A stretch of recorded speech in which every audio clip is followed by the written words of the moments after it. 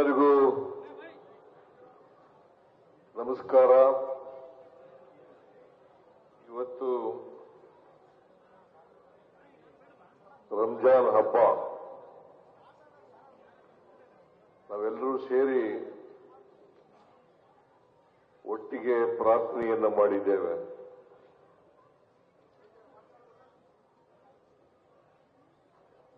ನಾವು ಪ್ರಾರ್ಥನೆ ಮಾಡ್ತಕ್ಕಂಥದ್ದು ಮನುಕುಲಕ್ಕೆ ಮತ್ತು ದೇವರಿಗೆ. ನಾವೆಲ್ಲರೂ ಕೂಡ ಮಾನವರಾಗಿ ಬಾಳ್ತಕ್ಕಂಥದ್ದು ಅತ್ಯಂತ ಅವಶ್ಯ. ಪ್ರತಿಯೊಬ್ಬ ತಮ್ಮ ಬದುಕನ್ನ ಸಾರ್ಥಕ ಮಾಡ್ಕೋಬೇಕಾದ್ರೆ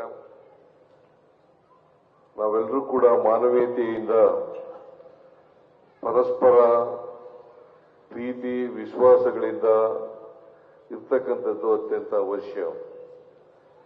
ಭಾರತ ದೇಶ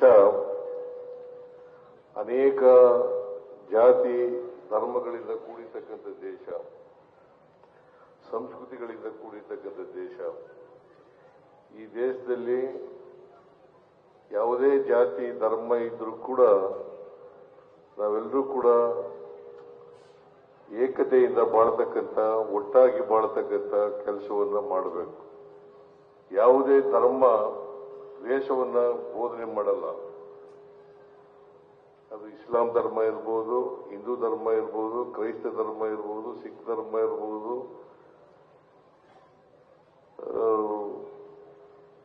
ಈ ಧರ್ಮಗಳೆಲ್ಲವೂ ಕೂಡ ಪ್ರೀತಿಯನ್ನ ಬೋಧಿಸ್ತವೆ ಹೊರತು ದ್ವೇಷವನ್ನು ಬೋಧಿಸೋದಿಲ್ಲ. ಅದಕ್ಕೋಸ್ಕರ ನಾವೆಲ್ಲರೂ ಕೂಡ ಪರಸ್ಪರ ಪ್ರೀತಿಯಿಂದ ಇರತಕ್ಕಂಥ ವಾತಾವರಣವನ್ನು ನಿರ್ಮಾಣ ಮಾಡತಕ್ಕಂಥದ್ದು ಅತ್ಯಂತ ಅವಶ್ಯ ಅಂತಕ್ಕಂಥ ಮಾತುಗಳನ್ನು ಈ ಸಂದರ್ಭದಲ್ಲಿ ಹೇಳಲಿಕ್ಕೆ ಬಯಸ್ತೇನೆ. ಎಲ್ಲ ಮುಸಲ್ಮಾನ್ ಬಾಂಧವರಿಗೆ, ದೇಶದ ಎಲ್ಲ ಮುಸಲ್ಮಾನ್ ಬಾಂಧವರಿಗೆ ಈದ್ ಮುಬಾರಕ್, ಈದ್ ಮುಬಾರಕ್. ಎಲ್ಲ ಮುಸಲ್ಮಾನ್ ಬಾಂಧವರಿಗೂ ಹಬ್ಬದ ಶುಭಾಶಯಗಳು. ನಿಮ್ಮೆಲ್ಲರಿಗೂ ನಮಸ್ಕಾರ.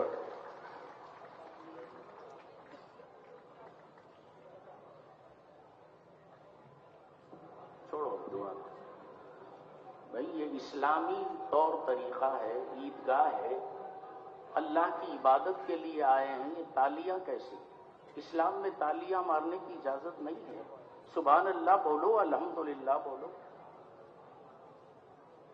तालियां मारने से क्या मिलता है? आपको कुछ नहीं मिलता. शायद आप समझ गए होंगे तालियां मारने से कोरोना चले जाता है. तालियां मारने से जो फरिश्ते आपको मुश्तह जाफिजा सुनाए आए हैं वो चले.